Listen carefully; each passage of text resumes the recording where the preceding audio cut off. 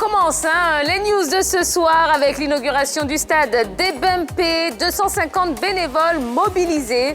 Et oui, 50 000 spectateurs sont attendus pour assister à la cérémonie d'inauguration du stade olympique Debempe prévue samedi pour guider ce flux important. Et en plus des services de sécurité, l'Office national des sports a mobilisé 250 bénévoles, 150 issus de l'Institut national de la jeunesse et des sports et 100 de la communauté d'Anyama. On va parler du tournoi test de la FIB. Le tirage au sort a été effectué. La Fédération ivoirienne de basketball a procédé au tirage au sort de son tournoi test ce mercredi au siège de l'instance à Treichville, en présence des représentants des clubs participants. Le vendredi 9 octobre prochain, les rencontres féminines ABC-NCA et CSA Elite 3A ouvriront en simultané les hostilités à partir de 18h. À 20h démarrent les duels masculins avec CSA Sewe et ABC Biafra. Le tournoi test de la FIB se tiendra du 9 au 11 octobre 2020 au Palais des Sports de Treichville avec un public réduit pour respecter les mesures sanitaires. On passe maintenant aux Jeux africains de la jeunesse. L'Éthiopie remplace le Lesotho. En 2022, c'est l'Éthiopie qui abritera les Jeux africains de la jeunesse, événement réservé aux athlètes âgés de 15 à 18 ans. Une décision prise le 29 septembre par la direction de l'Association des comités nationaux olympiques d'Afrique, à la suite du retard accumulé par le Lesotho, précédemment désigné pour accueillir l'événement. Par contre, le Lesotho garde la main pour l'organisation des Jeux africains de la jeunesse 2026, comme a précisé l'ACNOA dans son communiqué. Et puis en football, Stade Debempe, l'Africa en premier. L'équipe de l'Africa Sport a été la première formation de l'affiche inaugurale du stade Debempe à faire la reconnaissance de la pelouse. Ce jeudi, Diaby Almami a effectué son unique séance d'entraînement au sein du stade avec 28 joueurs. Un groupe qui sera réduit à 18 contre la SEC Mimosa, dont la séance a eu lieu à 16h. Et puis en Égypte, Pitso Moziman, nouveau coach du Al-Ahly. Pitso Moziman est le nouvel entraîneur du Al-Ahly du Caire. La nomination du technicien sud-africain pour 2 saisons a été officialisée ce jeudi par le club égyptien. Il remplace le Suisse René Weiler à 15 jours de la demi-finale allée de la Ligue africaine des champions de la CAF qu'il opposera au Wydad Casablanca. Ancien entraîneur du Mamelodi Sundown, Pitso Moziman a remporté 5 titres de champion d'Afrique du Sud et la Ligue des champions en 2016. Et terminons en France. Pas de sanctions contre Neymar et Alvaro. Ni Neymar ni Alvaro González, accusés d'avoir tenu des propos discriminatoires lors du houleux PSG-OM du 13 septembre dernier, n'ont été sanctionnés par la commission de discipline, a annoncé la Ligue mercredi. La commission constate qu'elle ne dispose pas d'éléments suffisamment probants lui permettant d'établir la matérialité des faits de propos à caractère discriminatoire, a expliqué la Ligue. Le Brésilien était accusé d'avoir échangé des propos homophobes et racistes envers Alvaro González et l'autre défenseur marseillais, Hiroki Sakai. Voilà un petit peu tout ce qui a fait l'actualité de la journée. Eh bien, on va essayer d'avoir quelques informations complémentaires en compagnie de la grande team. Et bonsoir pour certains. Bonsoir Tia. Bon, Roger Stéphane, vous avez rejoint. Oui, bonsoir Tia. Vous allez bien? Bonsoir la team. Tout va bien. D'Angelès également. D'accord. Allez, eh bien, même exercice, un petit peu plus tard que d'habitude.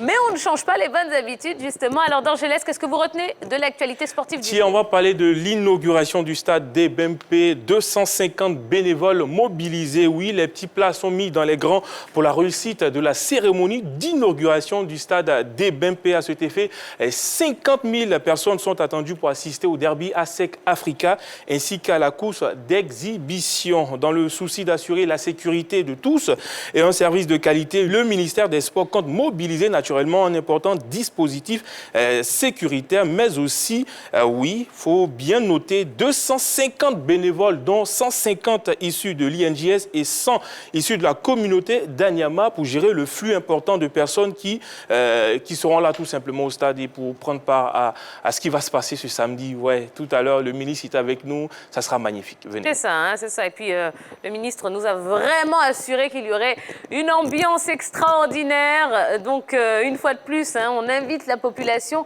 à y aller massivement. C'est évidemment ce samedi 3 octobre, ouverture des portes 10h, avec cette belle journée qu'on va vous proposer de passer, beaucoup d'animations et ce match, évidemment, à ASEC Africa à 17h. Roger Stéphane. On va rester à BMP, actualité oblige, parce que c'est l'événement du moment pour notre pays, pour tout le continent et tout le monde entier. Eh bien, ça se dessine pour l'Africa Sport d'Abidjan, la version Vagba Alexis. Première séance d'entraînement ce matin à BMP, entre 9h et 10h ce jeudi matin. Diaby Almami, l'entraîneur de l'Africa Sport d'Abidjan, était entouré de 28 joueurs. Eh bien, Chike et Ricky Hans sont bien là. Ça va faire plaisir aux supporters de l'Africa Sport d'Abidjan parce que ce sont deux joueurs exceptionnels. Et puis également les nouvelles recrues. L'entraîneur et ses garçons ont travaillé la vitesse, la technique et l'adresse devant les buts parce que devant, il y a une équipe qu'on appelle l'ASEC Mimosa. Les joueurs sont confiants, l'ambiance est au rendez-vous.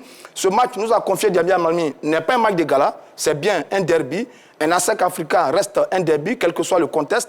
Donc c'est un match que l'Africa entend jouer à fond. L'équipe entre au vert demain matin à 10h.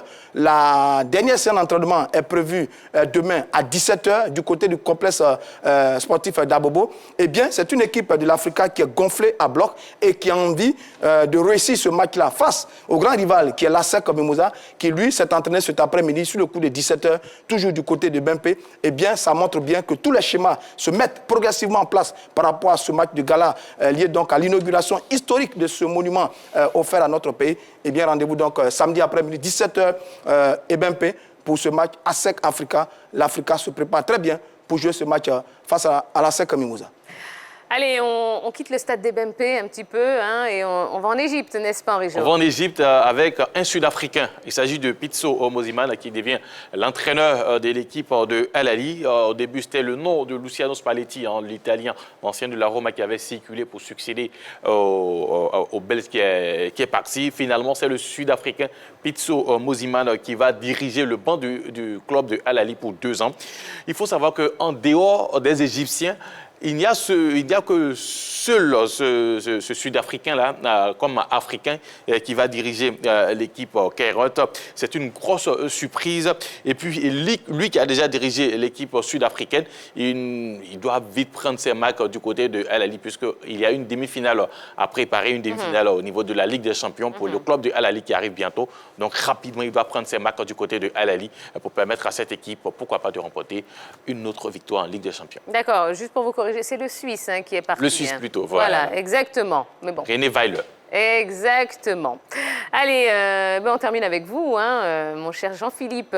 Oui, une rencontre qui s'est achevée depuis le 13 septembre 2020, mais qui s'est poursuivie au niveau de la commission des disciplines de la Ligue de football professionnel. Je vais bien évidemment parler du premier classico du championnat de France entre le Paris Saint-Germain et l'Olympique de Marseille. On sait que les Parisiens, au sortir de leur défaite en finale de la Ligue des Champions face au Bayern Munich, ne s'attendaient pas à rapidement rencontrer les Marseillais dans ce classico qui était gonflé à bloc. Et cette rencontre a donné plus que des étincelles, puisque durant ce match, il y a eu plusieurs expulsions, il y a eu des échanges de mots qui ont conduit la commission des disciplines de la Ligue de football professionnel à se saisir de certains cas, dont le cas Neymar, Alvaro González. Il a été reproché aux deux athlètes de s'être échangé des mots discourtois qui n'avaient pas leur place sur un terrain de football, sur l'aire de jeu. Et on s'attendait à ce qu'une sanction soit dite de la part de la Ligue de football professionnelle pour ramener les deux athlètes à de meilleurs sentiments. La sanction est tombée, mais c'est une sanction vierge, puisque les deux athlètes se retournent dos à dos. La Fédération française de football, à travers cette commission, a estimé qu'il n'avait pas suffisamment d'éléments probants pour sanctionner les deux joueurs. Elle a consulté des experts en expression labiale qui ont tout simplement estimé à hauteur de 30% que les propos n'étaient pas à la fois discriminatoires, injurieux et, je dirais même, racistes, merci, au niveau de ces deux athlètes. On espère maintenant que c'est définitivement enterré et on passera à autre chose à l'issue de cette opposition entre Marseillais et Parisiens. Bon, finalement, tout est bien qui finit bien. Et puis, ça aurait été dommage quand même de commencer la saison avec ce genre voilà. D'autant plus qu'ils encouraient quand même, je dirais même 6 matchs de championnat. Mais oui, non, ça aurait été dommage. C'est une faute assez... Exactement. Allez, voilà hein, ce qui a fait un petit peu la une de l'actualité sportive du jour. On va passer au focus de ce soir.